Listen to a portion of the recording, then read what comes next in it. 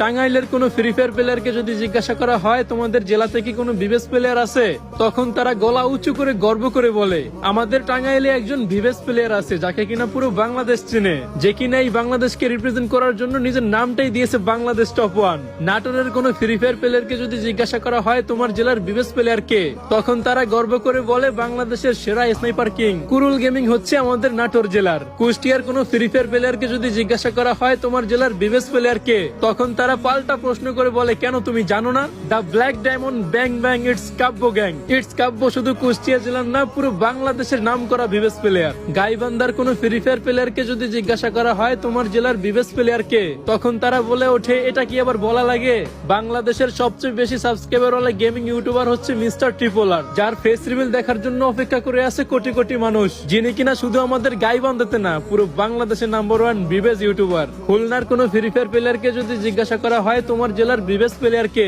তখন তারা এক কথায় বলে ওঠে বর্তমানে টিকটকে যে কাপাইতাছে ট্রেন্ডিং সেই আমাদের খুলনা জেলার একমাত্র বিবেস ইউটিউবার একে মিরাজ গেমিং। নোয়াখালীর কোনো প্লেয়ারকে যদি জিজ্ঞাসা করা হয় তোমার জেলার বিবেস প্লেয়ার কে, তখন তারা বলে ওঠে আমার জেলার বিবেস প্লেয়ার হচ্ছে জিডব্লিউ সিয়াম ভাই। আর আমাকে যখন কেউ জিজ্ঞাসা করে যে তোমাদের ভোলা জেলার বিবেস প্লেয়ার কে, তখন আমি হতাশা ভরা চোখ নিয়ে নিচের দিকে তাকিয়ে বলি আমাদের ভোলা জেলায় কোনো বিবেস প্লেয়ার নাই। তোমাদের কার কার জেলায় কোনো বিবেস প্লেয়ার নাই আর কার কার জেলায় কোন কোন বিবেস প্লেয়ার আছে আমি কমেন্টে দেখতে চাই।